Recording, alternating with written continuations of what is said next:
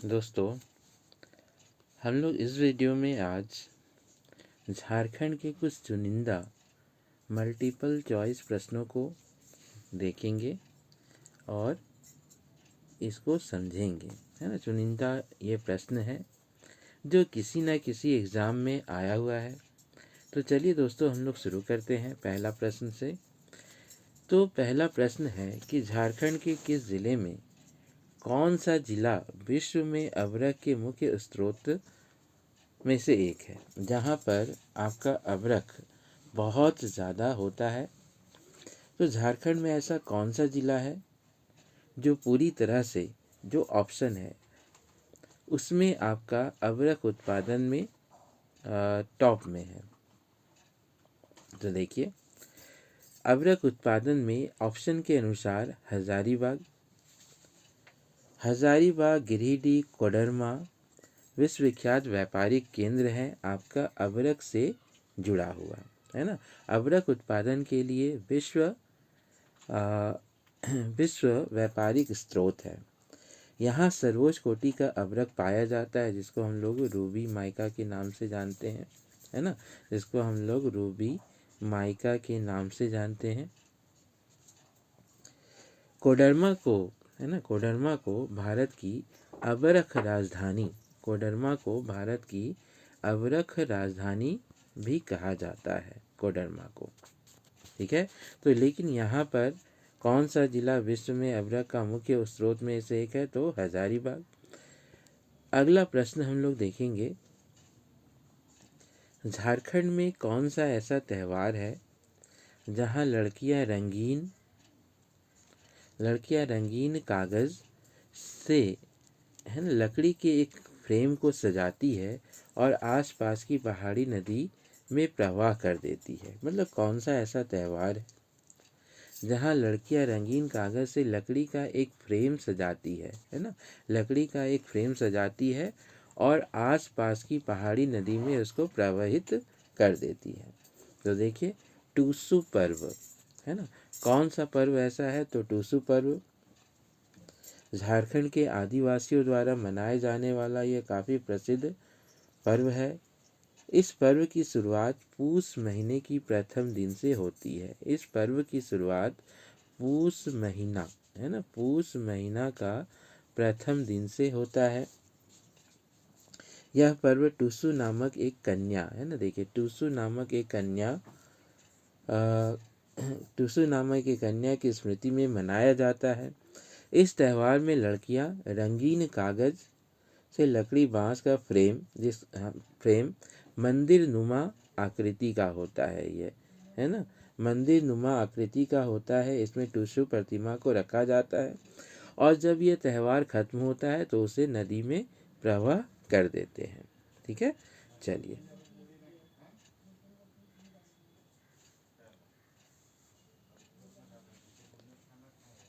झारखंड में कौन सा खनिज एकमात्र उत्पादक है ना। कौन सा खनिज का उत्पादन सिर्फ और सिर्फ हम लोग झारखंड में ही देखते हैं, है ना। लौह अयस्क, बॉक्साइट, तांबा अयस्क, प्राइम कोकिंग कोल। तो देखिए, झारखंड में खनिज का एकमात्र उत्पादक है झारखंड, तो प्राइम कोकिंग कोल। ये सिर्फ और सिर्फ आपका झारखंड में मिलता है, जहाँ कोयला हवा रहित स्थान में लगभग 925 डिग्री तापमान पर कार्बनाइजेशन होकर एक केक जैसा रूप ले लेते हैं, जिसे कोकिंग कोल कहा जाता है। और यह सिर्फ और सिर्फ आपका झारखंड में ही मिलता है ना। भारत कोकिंग कोल लिमिटेड कोल इंडिया की लिमिटेड इकाई है। इसका मुख्यालय आपका कहाँ पर है? तो इसका मुख्यालय आपका धनबाद में स्थित है। झारखंड के झरिया में कोक बनाने योग्य के कोयले लगभग 215 मैट्रिक टन ये आपका धनबाद, है ना, झरिया में मिलता है। तो झारखंड में खनिज का एकमात्र कौन सा खनिज? तो देखिए, प्राइम कोकिंग कोयल लगभग 925 डिग्री पर ये कार्बोनाइज्ड होता है। ठीक है दोस्तों, चलिए अगला प्रश्न हम लोग देखते हैं। कौन सा आंदोलन अपने शुरुआती चरण में कुरुख धर्म के नाम से जाना गया था? कौन सा आंदोलन अपने शुरुआती चरण में कुरुख धर्म के नाम से जाना गया था? खैरवार आंदोलन, उलगलान आंदोलन, तमाड़ विद्रोह या ताना भगत आंदोलन? तो देखिए, कौन सा आंदोलन शुरुआती चरण में कुरुख धर्म, है ना, कुरुख धर्म से जाना गया? तो ताना भगत आंदोलन। ताना भगत आंदोलन अपने शुरुआती चरण में कुरुख धर्म के नाम से जाना गया। 1914 ईस्वी में इसकी शुरुआत हुई। 1914 ईस्वी में इसकी शुरुआत हुई। उरांव लोग इस आंदोलन को कुरुख धर्म या उरांव को वास्तविक मूल धर्म मानते थे। प्रारंभ में यह आंदोलन आपका क्या था? तो धार्मिक था। प्रारंभ में यह आंदोलन आपका क्या था? तो धार्मिक था, परंतु बाद में ये राजनीतिक हो गया। बाद में यह राजनीतिक हो गया। तो ताना भगत आंदोलन को हम लोग कुरुख धर्म के नाम से जानते हैं। 1914 ईस्वी में इसकी शुरुआत हुई थी। अगला प्रश्न हम लोग जो देख रहे हैं दोस्तों, झारखंड का धोखड़ा निम्नलिखित में से किस शिल्प कला के लिए, झारखंड का धोखड़ा निम्नलिखित में से किस कला के लिए जाना जाता है? किस कला से संबंधित यह है ना? तो देखिए, तो धातु, है ना, झारखंड में धोखड़ा क्राफ्ट एक अलोह धातु कास्टिक क्राफ्ट है। झारखंड में धोखड़ा क्राफ्ट एक अलोह है ना, अलोह धातु एक कास्टिक क्राफ्ट है। इसकी कलाकारी सामग्री के रूप में मोम, धूमन, है ना, सरसों का तेल, गोबर युक्त मिट्टी का उपयोग करते हैं और यह लगभग 4000 वर्षों से होता आ रहा है। लगभग 4000 वर्षों से होता आ रहा है। इस पद्धति द्वारा विभिन्न प्रकार के मूर्ति और आभूषण आदि का निर्माण किया जाता है। तो धोखड़ा, है ना, देखिए, झारखंड का धोखड़ा कौन से शिल्प कला से संबंधित है? तो धातु शिल्प कला से संबंधित है। अगला प्रश्न हम लोग देख रहे हैं कि बिरसा मुंडा के संबंध में कौन सा कथन गलत है? बिरसा मुंडा के संबंध में कौन सा कथन गलत है? तो देखिए, बिरसा मुंडा ने सोनार संथाल समाज की स्थापना की, ये सेंटेंस गलत है। सोनार संथाल समाज की स्थापना करने वाले शिबू सोरेन थे, है ना। सोनार संथाल की स्थापना करने वाले कौन थे? तो शिबू सोरेन थे। बिरसा मुंडा के संबंध में अगर हम लोग देखें तो वन और भूमि पर आदिवासी प्राकृतिक अधिकार के लिए लड़ाई लड़ी। ब्रिटिश अधिकारियों द्वारा पकड़े गए और जेल में उनकी मृत्यु हो गई। उन्होंने जमींदारों और साहूकारों द्वारा मूल निवासियों के शोषण के खिलाफ प्रारंभिक बगावत में सबसे महत्वपूर्ण भूमिका निभाई। अगला क्वेश्चन हम लोग देख रहे हैं, निम्नलिखित में से किस जिले में तांबा अयस्क का समृद्ध भंडार है? ठीक है, किस जिले में तांबा अयस्क का समृद्ध भंडार है? तो पूर्वी सिंहभूम जिले में। ठीक है, तांबा अयस्क का समृद्ध भंडार आपका कहाँ है? तो पूर्वी सिंहभूम जिले में। झारखंड इसमें अग्रणी राज्य है। तो पूर्वी सिंहभूम के, देखिए, पूर्वी सिंहभूम के बोसवानी, धोबनी, है ना, धोबनी,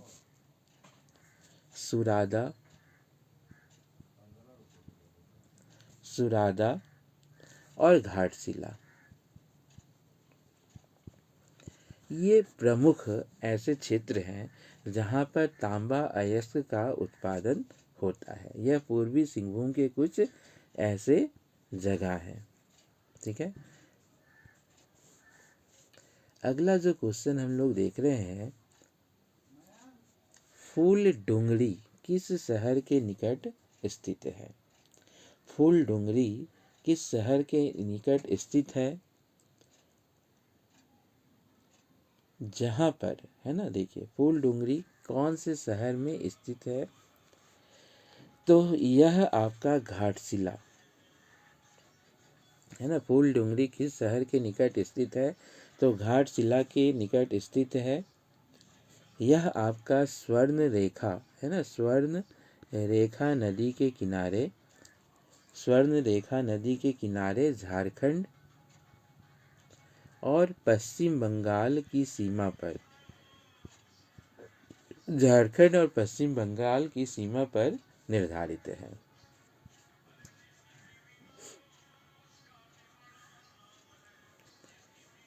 अगला जो प्रश्न है यह आपका देखिए, मयूराक्षी नदी का उद्गम स्थल कहाँ है? यह क्लास आप एएस कैरियर पॉइंट के थ्रू से देख रहे हैं। दोस्तों आप लोग इसको ज़रूर सब्सक्राइब करें, लाइक करें और शेयर करें।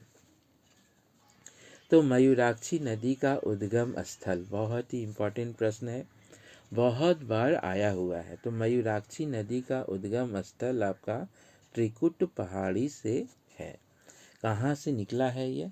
तो त्रिकुट पहाड़ी से निकला है। त्रिकुट पहाड़ी आपका देवघर ज़िला में है ना। त्रिकुट पहाड़ी आपका कहाँ स्थित है? तो देवघर ज़िला। इसकी सहायक नदियाँ, इसकी बहुत सारी सहायक नदियाँ हैं, जैसे धोवाई, टिपरा, है ना, धोवाई, टिपरा, पुसरी, भामरी, है ना, धोवाई, टिपरा, पुसरी, भामरी, नूनबिल,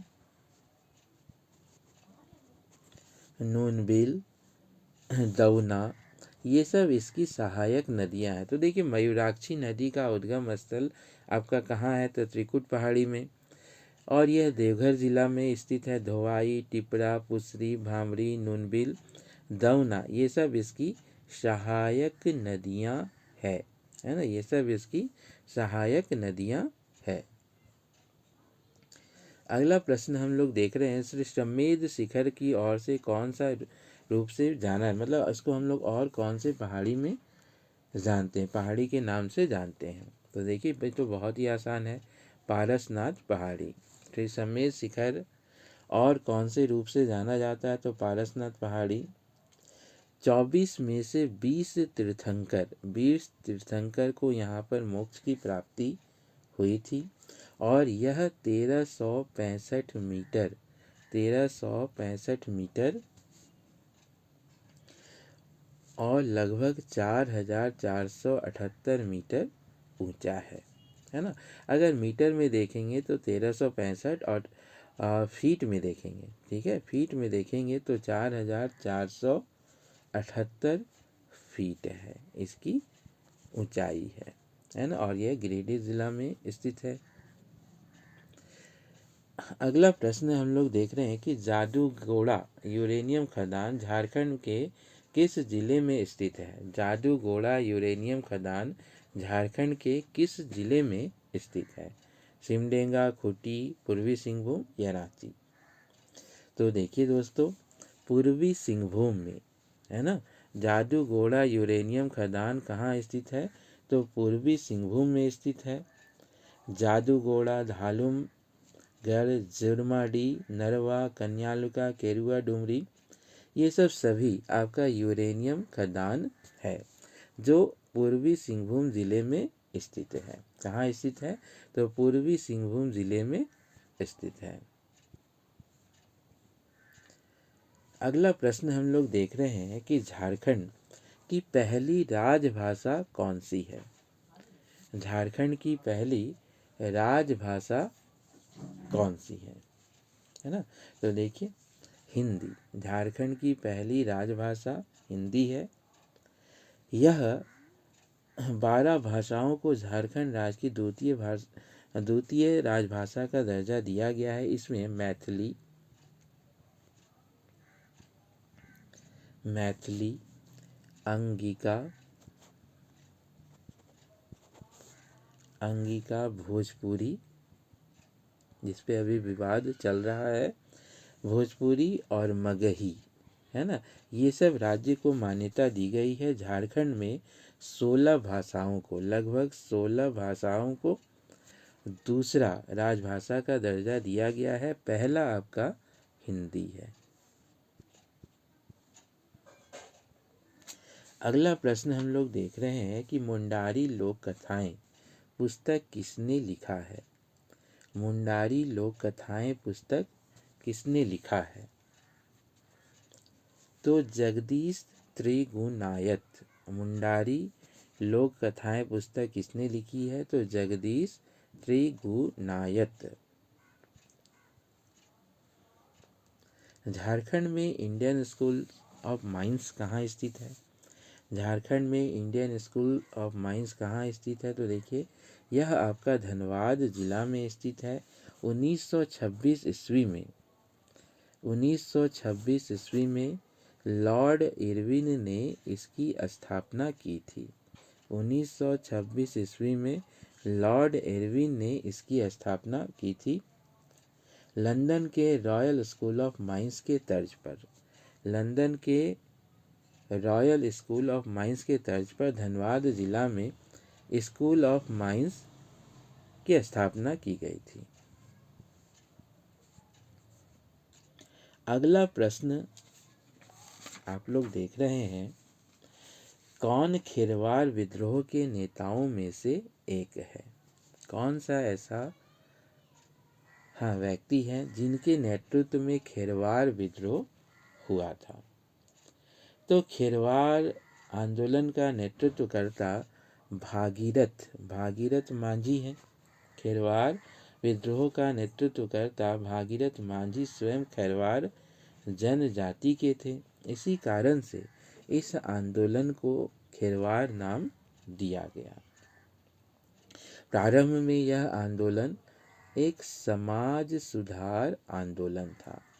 प्रारंभ में अगर देखें तो यह आंदोलन समाज सुधार आंदोलन था, लेकिन बाद में यह राजस्व बंदोबस्ती के विरुद्ध एक अभियान के रूप में जुड़ गया। तो देखिए, खेरवार विद्रोह के नेताओं में से एक आपका कौन है? तो भागीरथ मांझी।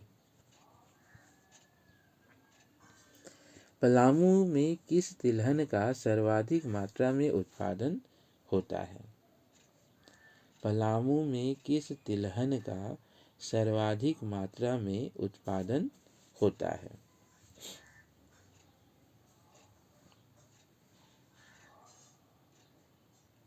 तो देखिए दोस्तों, सरसों का। ठीक है, पलामू में किस तिलहन का सर्वाधिक मात्रा में उत्पादन होता है? तो सरसों का। देखिए, इसमें यहाँ पर यह जान लीजिए, जैसे मक्का है ना, तो मक्का में प्रथम स्थान पलामू का है।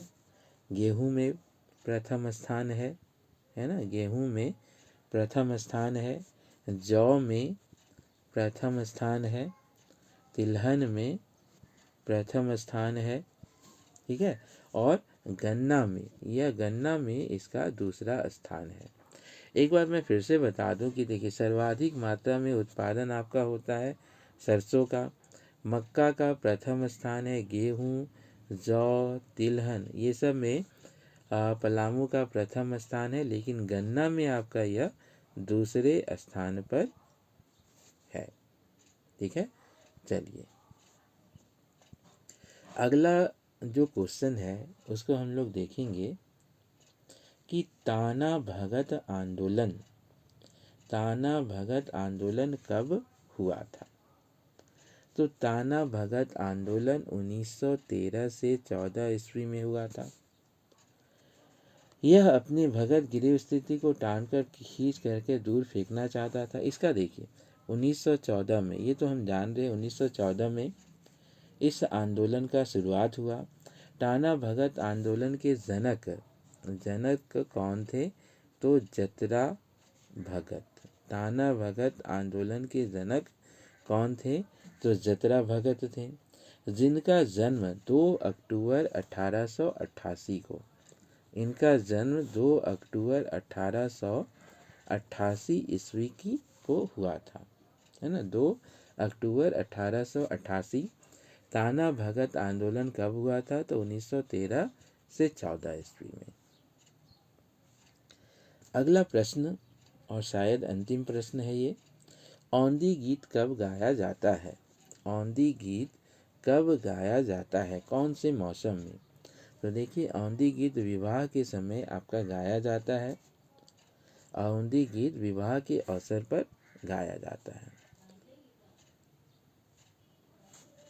देखिए, अगला प्रश्न हम लोग देख रहे हैं, दामोदर नदी का उद्गम कहाँ हुआ है? दामोदर नदी घाटी का उद्गम कहाँ हुआ है? तो छोटा नागपुर के पठार में। दामोदर नदी घाटी का उद्गम आपका कहाँ हुआ है? तो छोटा नागपुर पठार, जो लातेहार जिला है ना, लातेहार जिला का टोरी क्षेत्र में। लातेहार जिला का टोरी क्षेत्र। इसकी सहायक नदियाँ बढ़ाकर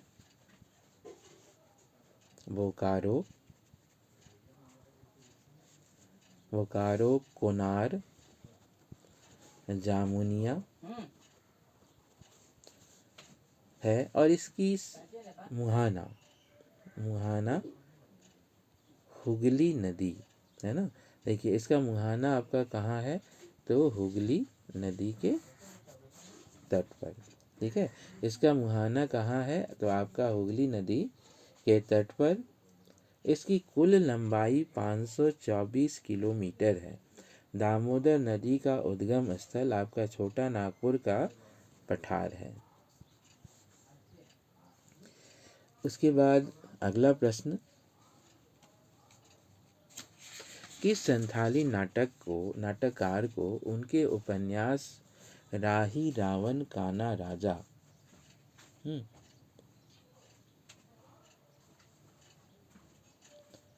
किस संथाली नाटककार को उनके उपन्यास राही रावण काना के लिए साहित्य अकादमी पुरस्कार से नवाजा गया था, है ना। किस संथाली नाटककार को उनके उपन्यास राही रावण काना के लिए साहित्य अकादमी पुरस्कार से नवाजा गया था? तो भोगला सोरेन, है ना, भोगला सोरेन। तो चलिए दोस्तों, यहाँ पर हम लोगों ने कुल 20 प्रश्न को देखा। 20 प्रश्न को देखा जो किसी न किसी एग्ज़ाम में आए हुए हैं, इसीलिए इसका बहुत ही इम्पोर्टेंस है। तो आप लोग हमारे चैनल को ज़रूर सब्सक्राइब करें, AS कैरियर पॉइंट, है ना, AS कैरियर पॉइंट, जहाँ पर आपको झारखंड सामान्य ज्ञान, है ना, झारखंड सामान्य ज्ञान, झारखंड करंट अफेयर्स, इन सब चीज़ों की जानकारी मिलेगी। तो चलिए, आज हम लोग इतना ही रखते हैं, मिलते हैं अगले वीडियो में। तब तक के लिए बहुत बहुत